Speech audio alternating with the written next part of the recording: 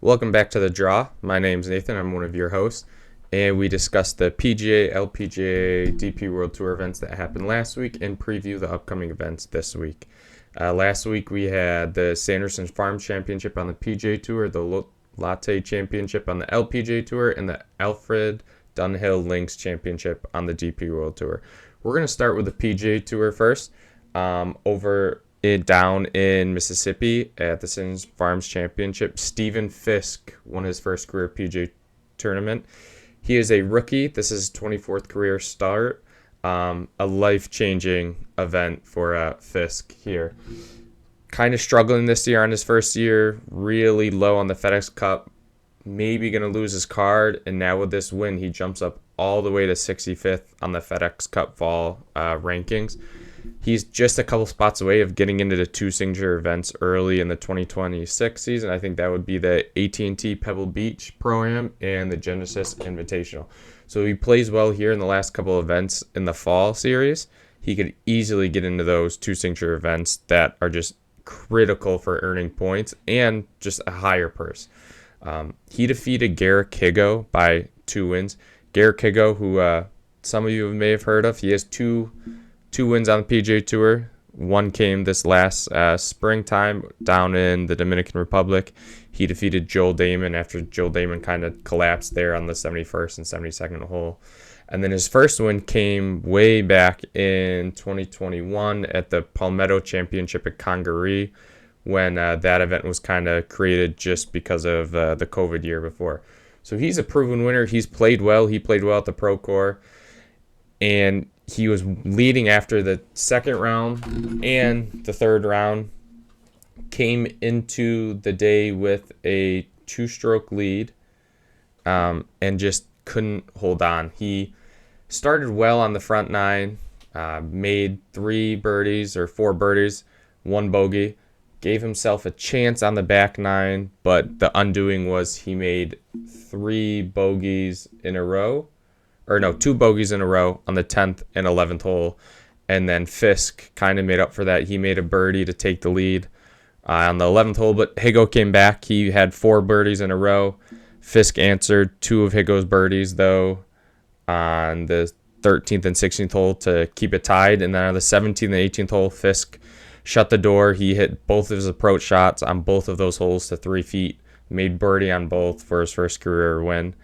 Again, up to this point, he was just a struggling PGA Tour rookie who was kind of on the fence of will he keep his card? Will he keep conditional status this year? Now he's well into most of the events next year. Again, close to those signature events, and he has the 2-year exemption that comes with it.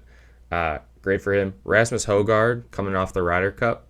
Great week, finished T3rd, so one of the only Ryder Cup players on the European team to play in this PGA Tour event.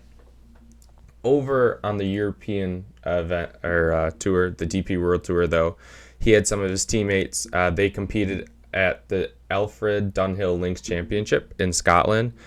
So for those who don't know, that's their version of the AT&T Pebble Beach Pro-Am. So here, the PGA Tour, the AT&T, they play Pebble, Cypress, and Spyglass. Over in Scotland for this tournament, they play the Old Course at St. Andrews, Carnoustie Golf Links, and Kingsbarn Golf Links. So each player plays Thursday, Friday, Saturday, 1 round on each, and then the cut is after that 3rd round. They are paired with an amateur, and they go from there. Now, unfortunately, this year, the weather was bad on Friday and Saturday. They hardly got Friday's round in on Saturday. On Saturday, they had to cancel the 3rd round because of the rain. So they only ended up being a 54-hole tournament, not 72. So not everyone got to play, or everyone got to play all 3 courses. Usually it's all 3 courses the first 3 days. And then on Sunday, every player plays St. Andrews Old Course for the final round. Ryder Cupper Robert McIntyre ran away from the field. I mean, absolutely set St. Andrews on fire on Sunday. He was one of, I think he shot 6 under. Yep, he shot 6 under all 3 days. So 66 on all 3 golf courses.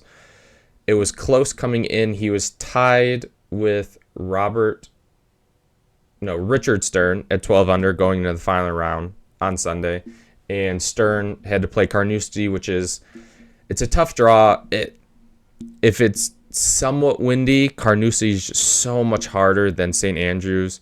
Again, St. Andrews is not the most difficult golf course for any of those players. I mean, there's not a lot of trouble. If you get in some of the pot bunkers, you're going to have to chip out sideways sometimes. But for the most part, if it's not blowing, it's not cold, it's not windy, it's a pretty easy, straightforward golf course. And McIntyre showed it.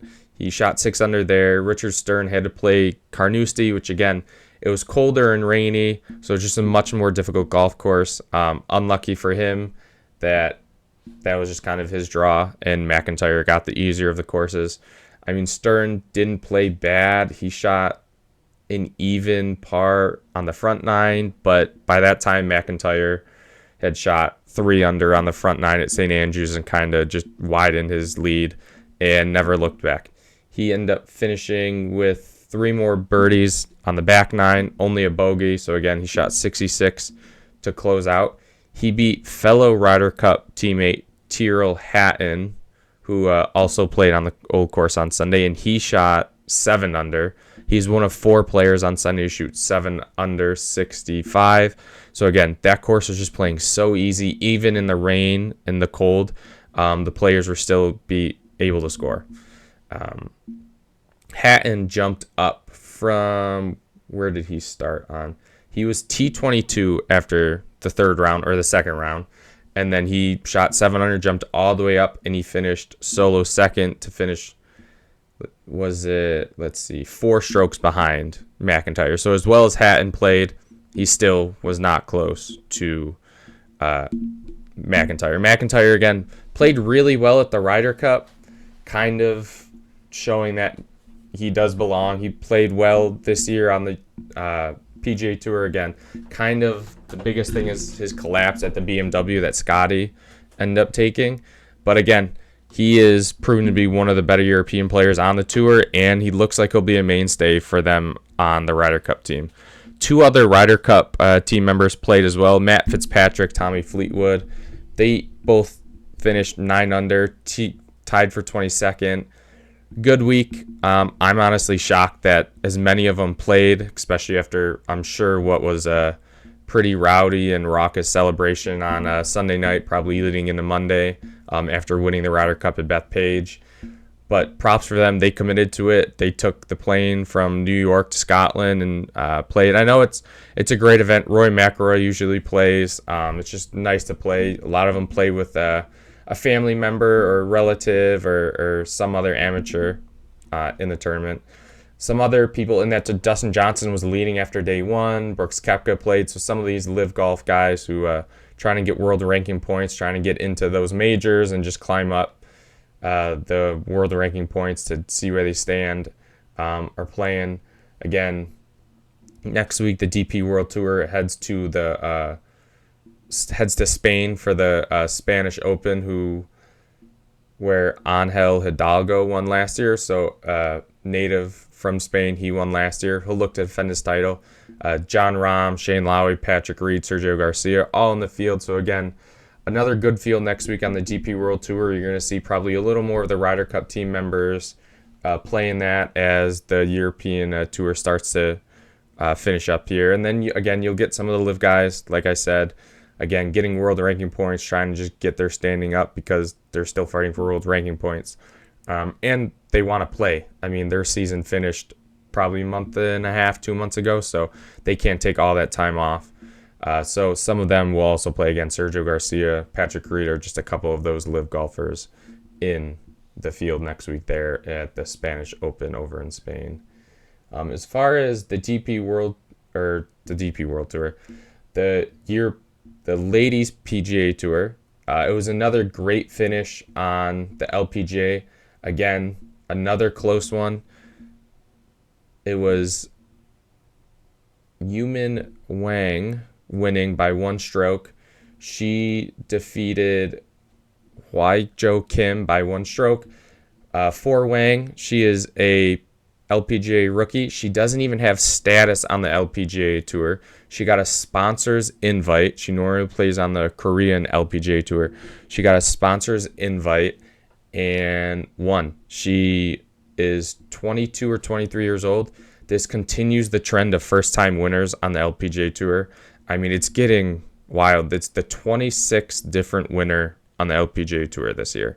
Again, like we've discussed here in the past, like the young professionals over on the LPGA Tour are coming out and winning quickly.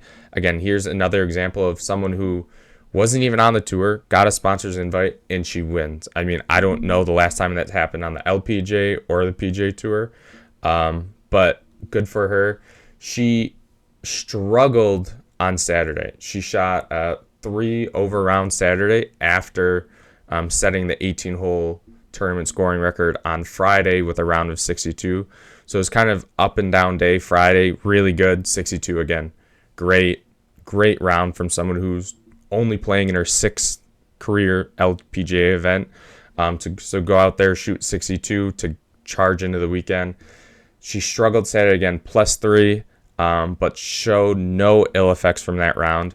And on Sunday, she finished with a 5 under 67. She birdied 5 of her final 6 holes to win. She birdied 13, 15, 16, 17, 18. Again, very similar to what Stephen Fisk did on the PGA Tour. He birdied, I think it was 4 of his last 5 holes as well. So the first-time winners, Fisk and Wang, showing up late, making the birdies when they counted, when they needed them the most. She is the 6th different Korean winner on the LPGA Tour again. The LPGA Tour has had a lot of rookies and a lot of young players win a lot of these tournaments this year. But not only that, but a lot of them won by international golfers. So it's a very global tour. Definitely a lot more global than the PGA Tour. You'll see PGA Tour winners from all over. I mean, you see Tommy Fleetwood, Rory McIlroy, people like that who are great players. But over on the LPGA Tour, you're seeing Korean golfers win. You're seeing Japanese golfers win. You're seeing a lot of players from Asia winning just because they're just so good at the game of golf right now. And it's really impressive to see.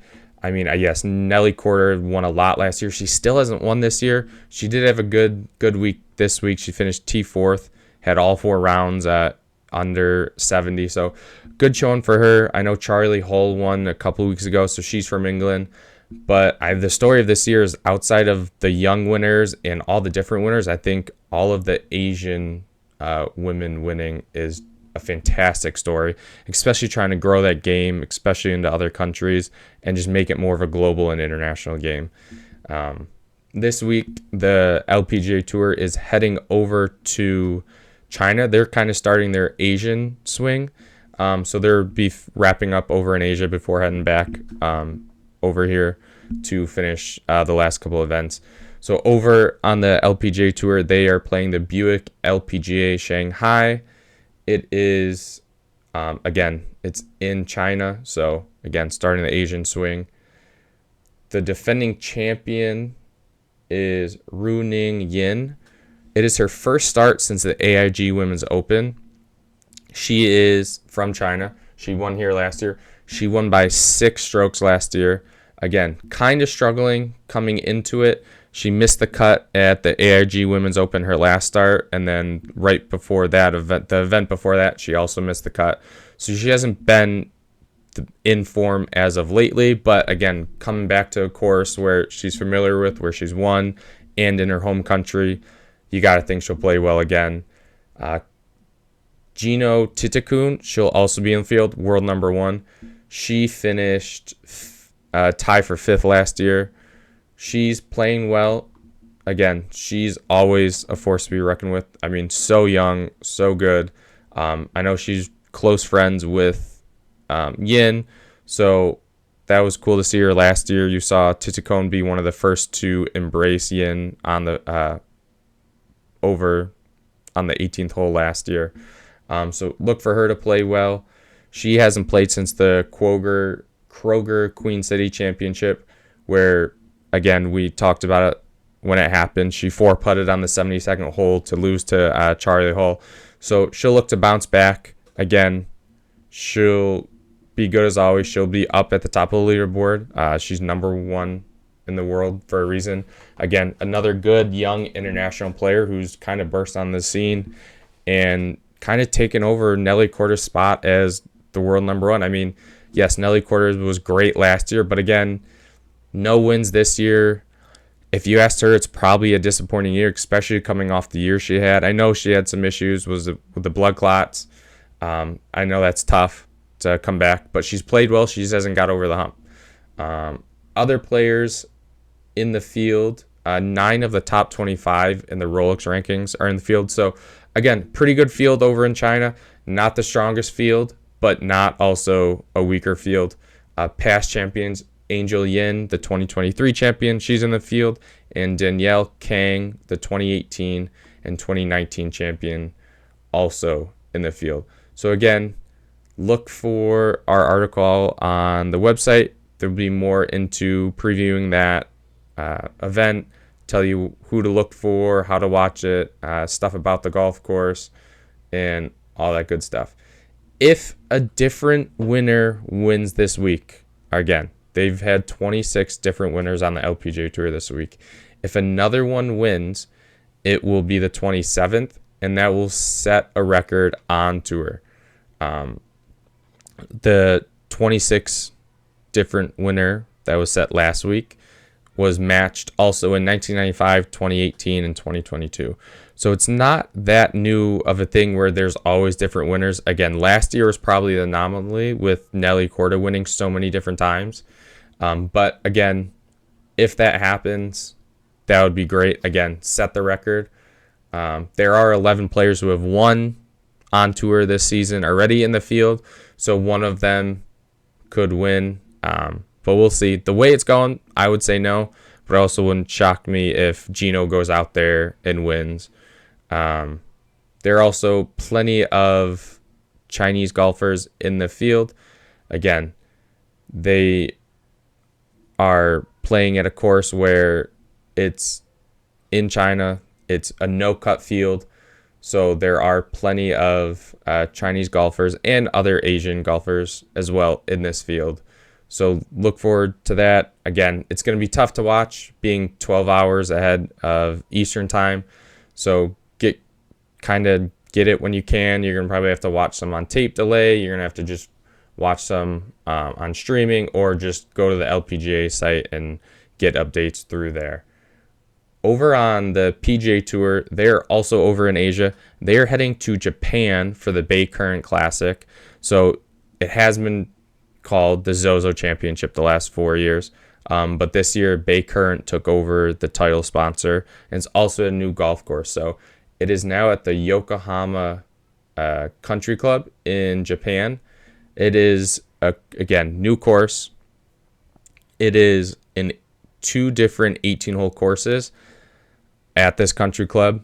What's unique about this is I think it's 16 of the 18 holes are the West course, which was redesigned by Bill Corr and Ben Crenshaw in 2015. So they're using 16 of those holes, but then they're also using 2 holes from their East course to kind of make up the 18 for the PGA Tour event.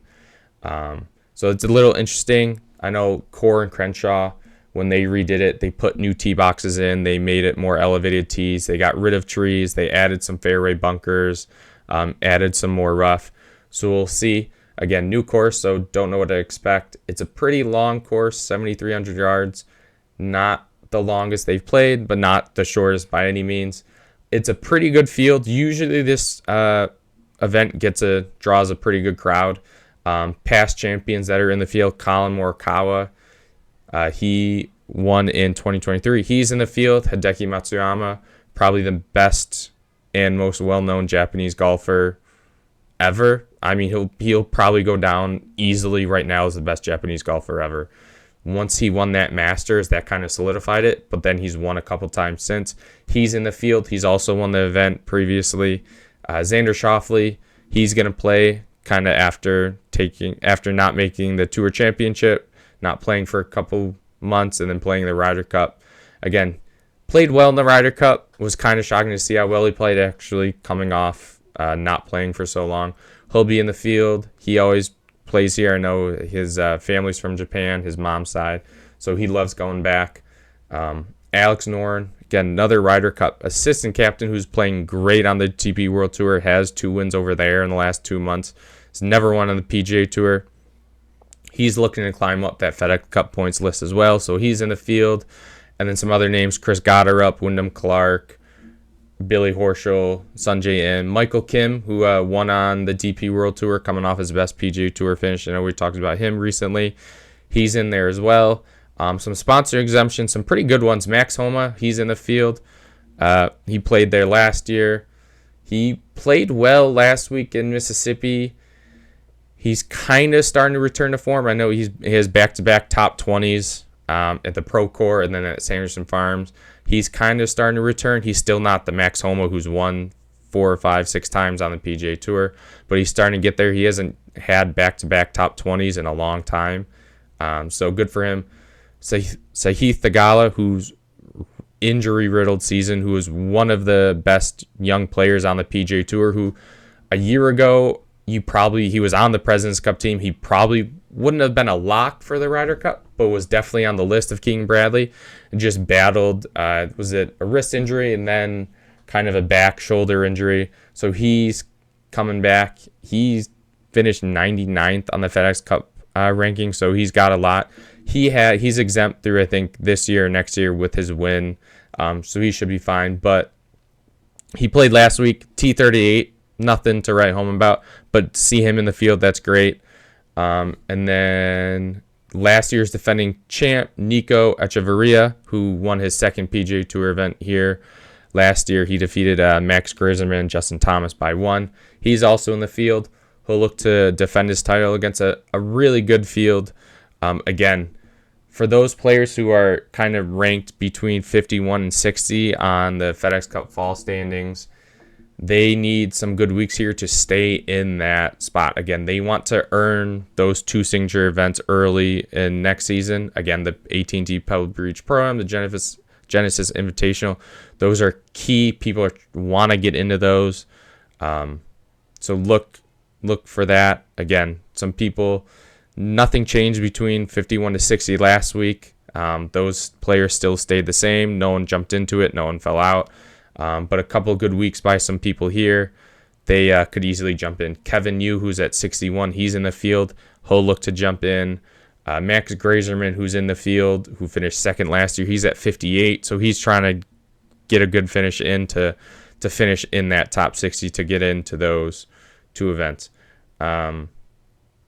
Again, if they finish between 51 and 70 on the FedEx Cup regular season, they're fine. Their PGA Tour card is locked up.